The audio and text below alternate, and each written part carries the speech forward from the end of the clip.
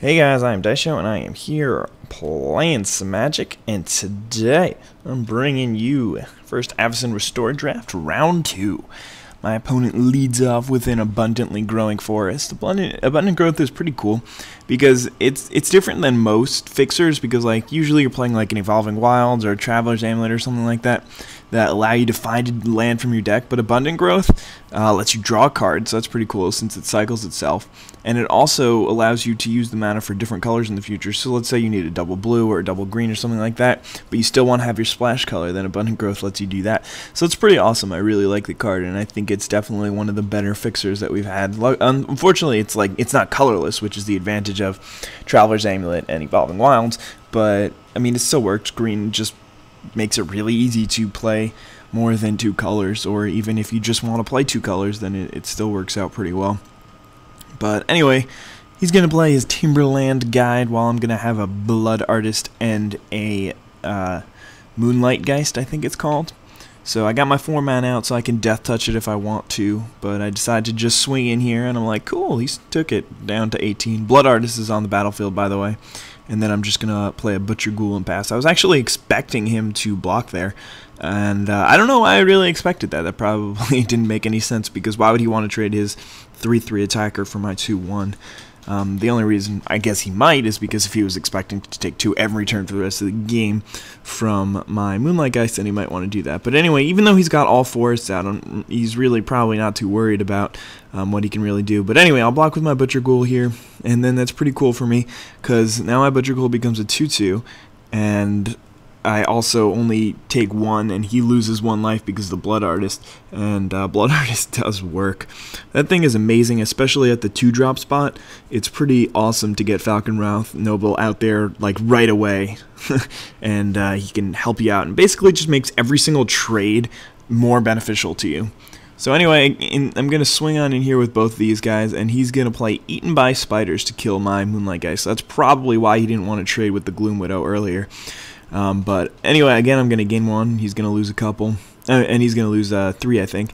And then I'm going to play Nettleswine, and Nettleswine is he's just good enough. Like, right now, being on the battlefield is really annoying for my opponent, because he's got a Timberland Guide who's a 2/2 who just dies to it, and his Gloom Widow can trade if I really deem that trade worthy. But either way, it's really, really good for me to get that Nettleswine on the table right now. It just made, and like, plus trading with Gloom Widow, maybe I wouldn't want to previously, but since I've got Blood Artist out, then I definitely want to make that. I definitely would make that trade if given the opportunity to take away one of his high power attackers while still gaining life and having him lose life. But anyway, he's gonna play Druid's Familiar and not really gonna give me the option to make that trade. Because now his dude is going to be a 5/5, so because he's going to soul bond it with his Gloom Widow. So yeah, that's a little annoying, because now I definitely can't block with my Nettleswine there, and he's not going to bring the Timberland Guide, obviously. But it's not really too big of a deal, because I can just hold back, and then I can make trades next turn instead.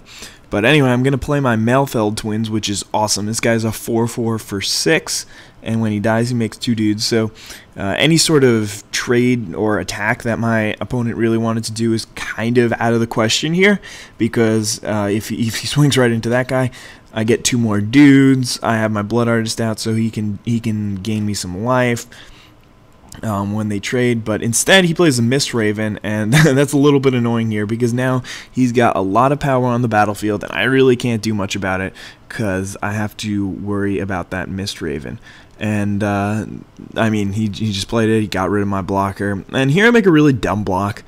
I was trying to justify it in my head and see how I would commentate this, but it's really just stupid. I should have just blocked the Nettleswine on the Druid's Familiar and the Butcher Ghoul on the Timberland Guide.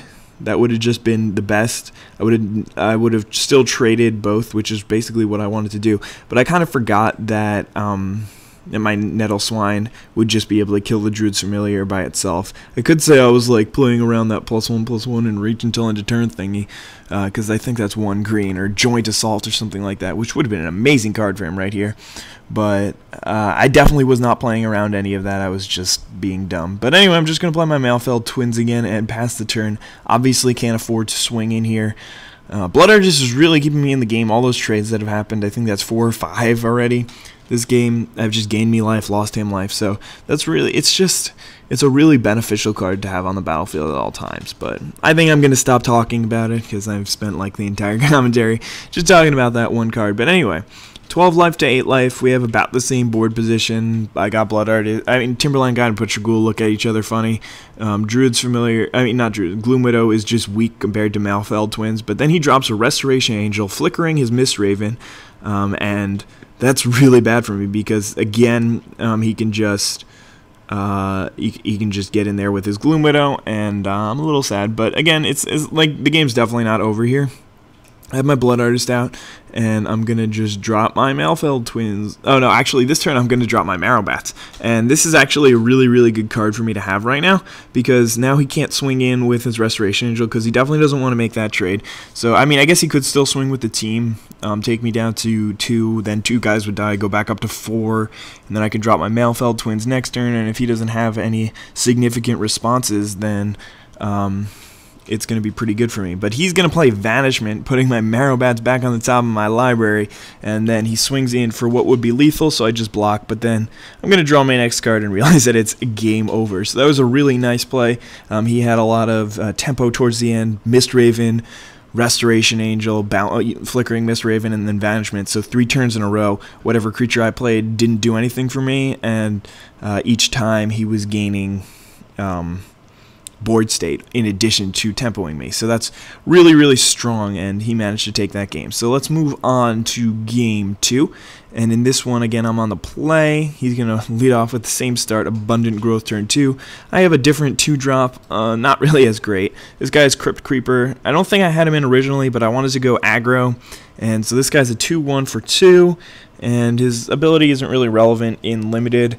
It's probably not really relevant ever, but it's definitely not really too important in this game. But he's going to play another Abundant Growth on another one of his forests. And how he's got 2 abundantly growingly forests, I think, is what I'm trying to say. Yeah, he's got 2 abundantly growth forests, and I'm going to swing it for 2.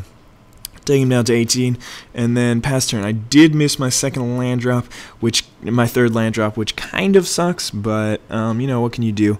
Sometimes that happens. It would have been really, really clutch for me to hit this land drop in this game specifically, as you'll see, because I have got a lot of 3-drops. So, I mean, again, you can't always be guaranteed to have 3 drops if you only have...